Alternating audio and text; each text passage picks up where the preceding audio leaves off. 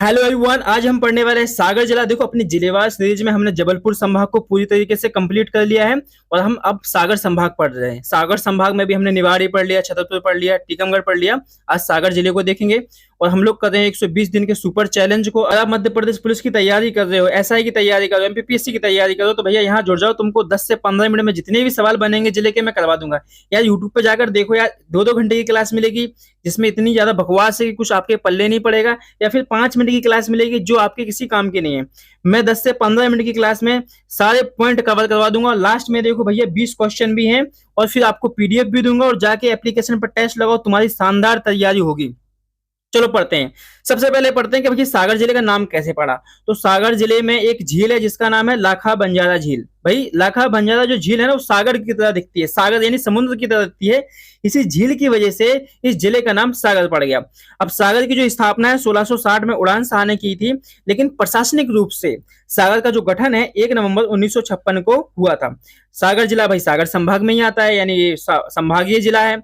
और इसमें 6 जिले हैं भैया सागर संभाग में। सागर है, छतरपुर है, पन्ना है, टीकमगढ़ है, दमोह है, निवाड़ी है। जो सागर जिला है ना भैया, मालवा का पठार और बुंदेलखंड का पठार दोनों के पठारों में आता है। चले मैं डिनोट करके दिखाता हूँ सागर जिला। ये आप देख पा रहे होंगे मध्य प्रदेश का नक्शा। अब मैं जहां जहां पर ये नक्शा बना रहा हूँ, ये क्या है भैया, ये सागर जिला है। अब आप देखो सागर जिला के वाला पार्ट क्या है, ललितपुर है। ये छतरपुर लग जाता है इधर। इधर क्या है, छतरपुर है। अब आप सोचो कि भाई जो ये वाला पार्ट है ना टीकमगढ़, ये सागर से नहीं लगता है, ध्यान करना। इसकी सीमा भाई किससे नहीं लगती है, टीकमगढ़ की सागर से ही नहीं लगती है। तो ध्यान करना है कि ये वाला जो पार्ट क्या है, ये वाला पार्ट सागर है और कहीं ना कहीं ये मालवा के पठार में भी आ जाता है और बुंदेलखंड के पठार में तो है ही है। जैसे कि मैं बता चुका हूँ कि सागर जिले के उत्तर में ललितपुर है जो कि यूपी का जिला है, और इसके उत्तर पूर्व में छतरपुर है और पूर्व में दमोह है, दक्षिण में नरसिंहपुर और रायसेन है, पश्चिम में विदिशा और गुना है। भाई सागर की सीमा किसी एक गलत पॉइंट है, इसको हटा दो, ये गलत आ गया, ठीक है। भाई सागर की सीमा उत्तर प्रदेश के ललितपुर जिले से लगती है कि नहीं लगती है, तो ये वाला पॉइंट गलत है। अब हम देखते हैं प्राचीन इतिहास। भाई सागर का प्राचीन इतिहास क्या है। तो देखो, एरण भारतीय इतिहास का एक प्रमुख मील का पत्थर है। इसे प्राचीन काल में एरिकण कहा जाता था। इससे हमें कई सारी जानकारी मिली है।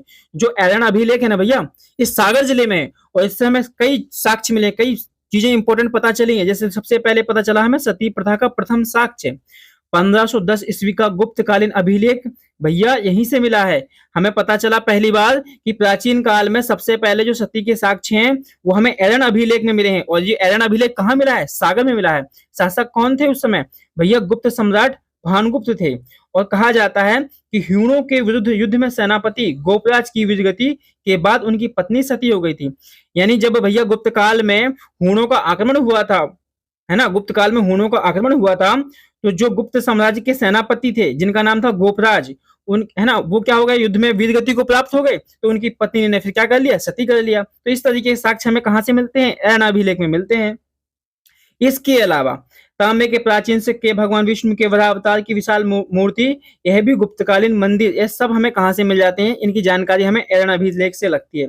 एक पॉइंट याद रखना है कि 1735 में पेशवा के सूबेदार गोविंद पंत बुंदेले का भैया सागर पर नियंत्रण हो गया था और 1835 में अंग्रेजों द्वारा सागौर छावनी की स्थापना की गई थी। तो आपको इन जानकारी को भी ध्यान रखना है।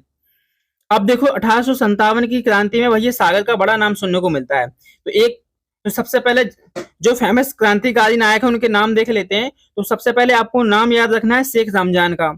और भैया इनको कहा जाता है सागर का मंगल पांडे। शेख रमजान को क्या कहा जाता है, सागर का मंगल पांडे कहा जाता है। यह 42वीं बैरल सेना के सूबेदार थे। इन्होंने छावनी पर कब्जा कर को भैया किले से भगा दिया था। अगले व्यक्ति हैं राजा मर्दन सिंह, जो कि सागर के रहने वाले थे। चंदेरी और आसपास के क्षेत्रों को मुक्त कराया। रानी लक्ष्मीबाई और तात्या टोपे की खुलकर भैया मदद की राजा मर्दन सिंह ने, जो कि सागर के रहने वाले थे। अगले व्यक्ति हैं बौधन दुआ। राजा मर्दन सिंह के चतुर सेनापति थे। सागर और गड़ाकोटा क्षेत्रों में ब्रिटिश सेना से कड़ी टक्कर दी, इन्हें बहुत ज्यादा लड़ाई की। इनका बड़ा नाम आता है भैया सागर में। और आपसे क्वेश्चन क्या पूछेगा कि जो बौधन दुआ है किसके सेनापति थे, तो आपको बताना पड़ेगा राजा मर्दन सिंह, है ना। राजा मर्दन सिंह के क्या थे भैया, चतुर सेनापति थे। राजा बख्त अली खां, ठीक है, बानपुरा के रहने वाले थे। तहसील है भैया, ये क्या है, बानपुरा तहसील है सागर की। मालथौन, खुरई और सागर में अंग्रेजों के खिलाफ भैया संयुक्त मोर्चा खोला था राजा बख्त बली ने। एक पॉइंट याद रखना है, जनवरी 1858 में ब्रिटिश जनरल सर हिरोज ने जहादगढ़ के किले को घेर कर क्रांति का दमन किया था। यानी कुल मिलाकर 1857 के बाद क्या हुआ था भैया, क्रांति दब गई थी। अब इसको दबाने में अलग अलग अंग्रेज अलग अलग जगह गए थे। तो यहाँ पर सागर में कौन आए थे क्रांति को दबाने के लिए? सन हीरोज आए थे। यहाँ से सवाल पूछूंगा मैं। अब आ जाओ, नदियां देख लेते हैं। तो देखो भैया, केसरी ब्लॉक से निकलती है सुनार नदी और दमोह में कैन नदी से मिलती है। निकलती कहाँ से है? केसरी ब्लॉक से। और मिलती किस में है भैया? कैन नदी से। कहाँ पर भैया? दमोह में। रेहली शहर इसी नदी के तट पर है। क्वेश्चन ऐसे बहुत ज्यादा बनते हैं कि कौन सा शहर किस नदी के तट पर है, तो कौन सा शहर? रेहली शहर भैया सुनार नदी के तट पर है। बीना नदी बेतवा की प्रमुख सहायक नदी है भैया। और जो ऐतिहासिक स्थल एलन है ना, उसको है तीन ओर से घेरती है इस तरीके से। तो आपको ये पॉइंट याद रखना है। धसान नदी बेतवा की सहायक नदी है, उत्तर पूर्वी सीमा का निर्माण करती है। आपको बस इतना बताना है कि धसान नदी भी भैया सागर से निकलती है। गधेरी पे बेवच सिंचाई के लिए इनका बड़ा नाम है। अब आपका जो क्वेश्चन बनेगा वो बनेगा जहादगढ़ जलप्रपात से। तो बीना नदी पर स्थित है, 38 मीटर ऊंचा जलप्रपात है। बड़ा पिकनिक स्पॉट है, यहाँ पर लोग घूमने जाते हैं, है ना। तो आपको जहादगढ़ जलप्रपात याद रखना है। और इसे भालकुंड का जलप्रपात भी कहते हैं। इसकी ऊंचाई 38 मीटर है। कौन सी नदी पर है? कौन सी नदी पर है? बीना नदी पर है। बीना नदी पर है, ठीक है।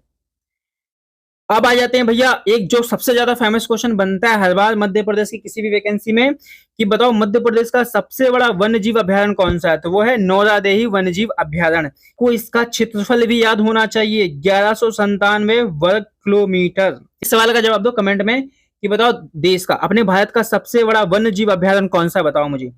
मुख्य रूप से कहां पर है भैया? ये सागर जिले में है, लेकिन इसकी सीमा दमोह में भी लगती है, नरसिंहपुर में और रायसेन जिले में भी फैली हुई है। एक जिला एक उत्पाद में देख लो। एक जिला एक उत्पाद के अंतर्गत भैया किसी उपकरण को शामिल किया गया है। एग्रीकल्चर इक्विपमेंट, खुदाई तहसील में उच्च गुणवत्ता वाले थ्रेसर, कल्टीवेटर, सीड ड्रिल का बड़े पैमाने पर निर्माण होता है, जिनकी मांग पूरे देश में है। ध्यान करना, तुमको ट्रैक्टर लेना है, ट्रैक्टर का सामान लेना है, जाओ सागर जिले में और बढ़िया सामान लेके आओ। मिट्टी की बात करें तो मध्यम काली मिट्टी पाई जाती है। प्रमुख फसलों की बात करें तो गेहूं, सोयाबीन, सब कुछ, उड़द, मसूर की खेती मिलती है। बुंदेलखंड के क्षेत्र में यही फसलें होती है, तुम तो इतना याद रखो। और सबसे इंपॉर्टेंट चीज भैया बीड़ी, सबसे ज्यादा देखो मध्य प्रदेश में बीड़ी होती है। मध्य प्रदेश में सागर जिले में भैया बीड़ी बनती है। यहाँ हर कोई जो लोग होते हैं, हर कोई गरीब लोग होते हैं, वो भैया जाते हैं जंगलों में, वहां से भैया तेंदू पत्ता तोड़ते हैं और बड़ी बनाते हैं। गड़ाकोटा में स्टोन क्रेशर का उद्योग भी है, गिट्टी वाला, इसको भी देख लेना। सागर में बीना रिफाइनरी भी है, जिसे औद्योगिक मिल का पत्थर कहा जाता है, और इसने सागर की अर्थव्यवस्था को उठाने का काम किया है। बेसिकली यह ओमान की सहायता से बनाई गई है, उसका सहयोग है, जो अब पूर्ण रूप से BPCL Bharat petroleum corporation limited का हिस्सा है। सहयोग किसने दिया है? ओमान देश ने दिया है। तो मध्य प्रदेश का भैया फेमस विश्वविद्यालय डॉक्टर हरि सिंह गौर विश्वविद्यालय यहीं अपने सागर में है। और भैया सबसे इंपॉर्टेंट बात कि मध्य प्रदेश की पहली और सबसे पुरानी यूनिवर्सिटी 18 जुलाई 1946 जो थी वो डॉक्टर हरि सिंह विश्वविद्यालय ही थी। और जब इसका गठन हुआ था ना, तो इसका नाम था सागर विश्वविद्यालय।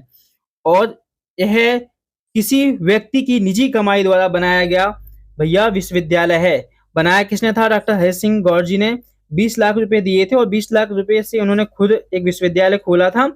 2008 में इसे केंद्रीय विश्वविद्यालय का दर्जा मिला। ध्यान करना आपको, 1946 में यह सागर विश्वविद्यालय के नाम से बना। 20 लाख रुपए खर्च किए किसने? डॉक्टर हरि सिंह गौर ने। फिर इसे 2008 में केंद्रीय विश्वविद्यालय का दर्जा दिया गया। जवाहरलाल नेहरू पुलिस अकादमी मध्य प्रदेश की सबसे पुरानी पुलिस अकादमी है। स्थापना 1906 में हुई थी। यहाँ पर जो बच्चे एमपीपीएससी एग्जाम निकाल लेते हैं और डीएसपी और सब इंस्पेक्टर की तैयारी करते हैं, तो उनकी यहीं पर ट्रेनिंग होती है। भैया एग्जाम और जवाहर नेहरू पुलिस अकादमी भैया जाके मौज काटो। देखो डीएसपी सब इंस्पेक्टर जितने भी लोग होते हैं वो यहीं पर ट्रेनिंग करते हैं। फॉरेंसिक साइब लैब अपराधों की वैज्ञानिक जांच हेतु एमपी की पहली और मुख्य राज्य फॉरेंसिक प्रयोगशाला है। जब भी कोई मर्डर वगैरह हो जाता है, तो जो भी भैया डीएनए वगैरह की फिंगरप्रिंट की जांच वगैरह होती है, तो सारी रिपोर्ट भैया कहाँ से आती है? सागर से आती है। वहीं पर सब कुछ भेजा जाता है, वहां पर फॉरेंसिक जांच होती है। पूरे मध्य प्रदेश की पहली है भैया। सागर में राहतगढ़ का किला है, 26 बुर्ज वाला भव्य किला, बादल महल और प्राचीन बावड़ियां भी इसमें स्थित हैं।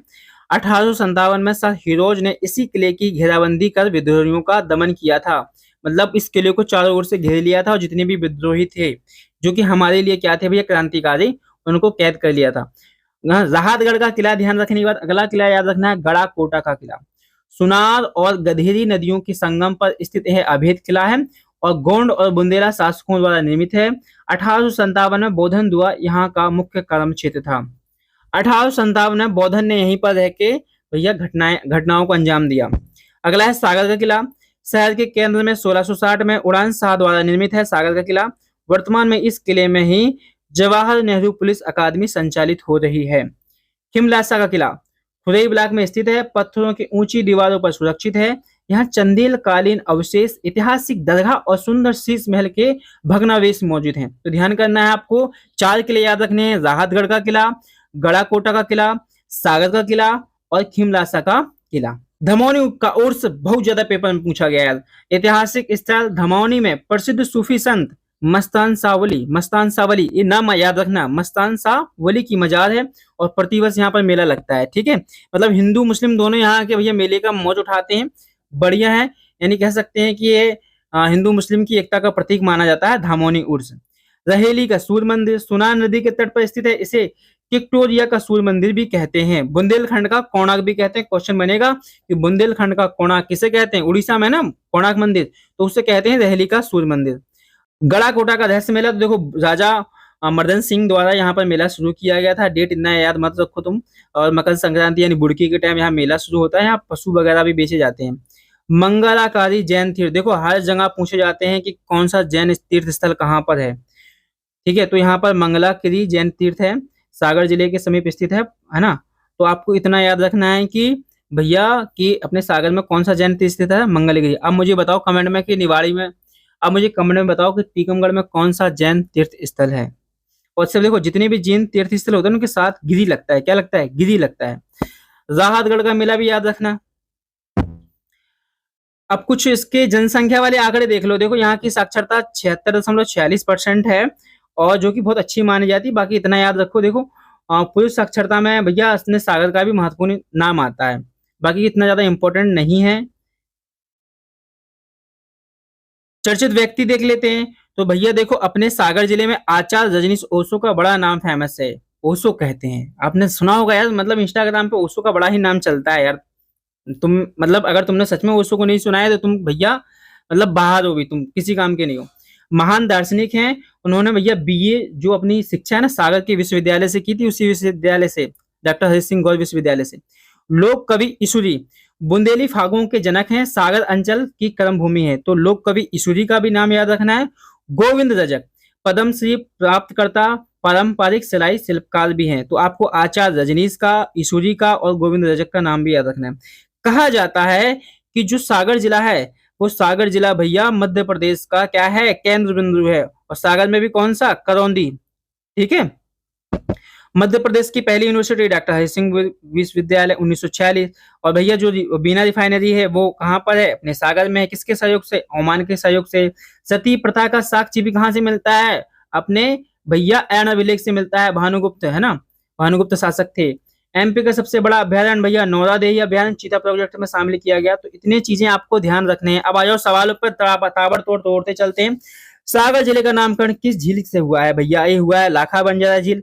और देखो ऐतिहासिक साक्ष्यों के अनुसार वर्ष 1660 में वर्तमान सागर शहर की स्थापना छोटे किले का निर्माण किसने करवाया था, तो ये करवाया था उड़ान शाह ने। भारत इतिहास में सती प्रथा का पहला लिखित अभिलेख के साक्ष्य कहां से प्राप्त हुआ, तो एलन से प्राप्त हुआ। गुप्तकालीन ऐतिहासिक स्थल एलन सागर जिले के किस नदी पर है, तो यह है भैया बीना नदी पर है। जुलाई 1857 में सागर छावनी में ब्रिटिश हुकूमत के खिलाफ विद्रोही सेना का नेतृत्व किसने किया, जिन्हें सागर का मंगल पांडे भी कहा जाता है, सिख रमजान। 1857 क्रांति के दौरान सागर और गड़ाकोटा क्षेत्र में अंग्रेजों से लोहा लेने वाले पराक्रमी बोधन किसके सेनापति थे, तो इसका सही जवाब हो जाएगा शाहगढ़ के राजा मर्दन सिंह। क्षेत्रफल की दृष्टि से सबसे बड़ा वन अभ्यारण्य कौन सा है, नौरादेही वन्यजीव अभ्यारण्य। सागर जिले का प्रसिद्ध प्राकृतिक पिकनिक स्पॉट राहतगढ़ जलप्रपात, जिसे भालकुंड का जलप्रपात भी कहते हैं, किस नदी पर है, बीना नदी पर है। मध्य प्रदेश सरकार की एक जिला के उत्पाद में क्या शामिल किया गया, तो किसी उपकरण को क्या ट्रैक्टर वैक्टर लेना है, जाओ सागर। सागर में भैया जो तेल रिफाइनरी किसके सहयोग से बनाई गई, ओमान है ना। 18 जुलाई 1946 को स्थापित मध्य प्रदेश का सबसे बड़ा विश्वविद्यालय कौन सा है, डॉक्टर हरि सिंह गौर विश्वविद्यालय। 20 लाख रुपए दिए थे जिन्होंने। मध्य प्रदेश की पहली और मुख्य राज्य फॉरेंसिक विज्ञान प्रयोगशाला कहाँ पर है, तो ये अपने सागर में है। सागर भोपाल मार्ग पर स्थित कौन सा ऐतिहासिक किला है जिसमें 26 बुर्ज और एक प्राचीन बादल महल है, तो भैया ये है राहतगढ़ का किला, जहाँ पर क्रांतिकारियों को बंदी बना लिया था हीरोज ने। सुनार और गधेरी नदियों के संगम पर स्थित अभेद वास्तु कला वाला किला कौन सा है? गड़ा कोटा का किला। सागर जिले में आयोजित होने वाले प्रसिद्ध धामोनी उर्स किस सूफी संत की मजार लगती है? तो मस्तान शाह वली। प्रतिवर्ष मकर संक्रांति से शुरू होने वाले गड़ा कोड़ा के प्रसिद्ध रहस्य मेले की शुरुआत 1795 में किसने करवाई थी? तो ये थे भैया बुंदेला राजा मर्दन सिंह। 2011 की जनगणना के अनुसार मजबूत शैक्षणिक पृष्ठभूमि वाले सागर जिले की कुल साक्षरता कितनी है? तो 76.46% है। प्रख्यात दार्शनिक आचार्य रजनीश ओशो ने अपनी उच्च शिक्षा किस संस्थान से पूरी की थी? तो भैया सागर विश्वविद्यालय है ना। बुंदेलखंड के कोणार्क के रूप में प्रसिद्ध रहली का सूर्य मंदिर किस नदी के तट पर है? तो सुनार नदी पर है। अपनी केंद्रीय भौगोलिक स्थिति के कारण भौगोलिक रूप से किस जिले को मध्य प्रदेश का हृदय कहा जाता है? भैया सागर को कहा जाता है। तो बताइए कैसी लगी क्लास? एक लाइक तो बनता है यार, इतनी मेहनत कर रहा हूँ और थोड़ा बहुत तुम लोग कर दिया करो लाइक, क्या ही जाता है। और जाके भैया एप्लीकेशन पर टेस्ट लगाओ, इसकी PDF चाहिए तो बताओ। और 199 में आपको मिल रहा है संपूर्ण पैकेज। और भैया तैयारी इतनी खतरनाक होगी ना, लाइफ टाइम के लिए है, जिसमें 10,000 टेस्ट हैं और लगभग 800 PDF हैं आपके एग्जाम की। दिल खुश हो जाएगा। मिलते हैं अगली वीडियो में।